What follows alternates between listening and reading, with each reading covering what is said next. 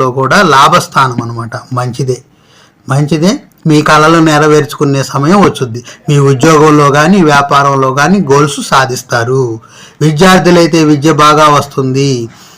ఉద్యోగస్తులైతే వాళ్ళకి ప్రమోషన్లు వచ్చే అవకాశం ఉంటుంది, ఆదాయం పెరిగే అవకాశం ఉంటుంది, శాలరీ పెరిగే అవకాశం ఉంటుంది. వ్యాపారస్తులైతే వ్యాపారం పెరిగే అవకాశం ఉంటుంది. ఇన్ని ఉన్నాయి. చదువుకునే విద్యార్థులైతే విద్య వాళ్ళకి బాగా వచ్చే అవకాశం ఉంటుంది. కాబట్టి ఇవన్నీ గుర్తుపెట్టుకొని చేయండి. బీజ మంత్రాన్ని మీరు ఎప్పుడూ మననం చేసుకోండి. ఆహార పదార్థంగా రాహువు కోసం మినపగారెలు మినపట్లు తినండి ఆహార పదార్థంలో తరచుగా. అలాగే ఖర్జూరం తినండి, కేతు పరిహారం జరుగుతుంది.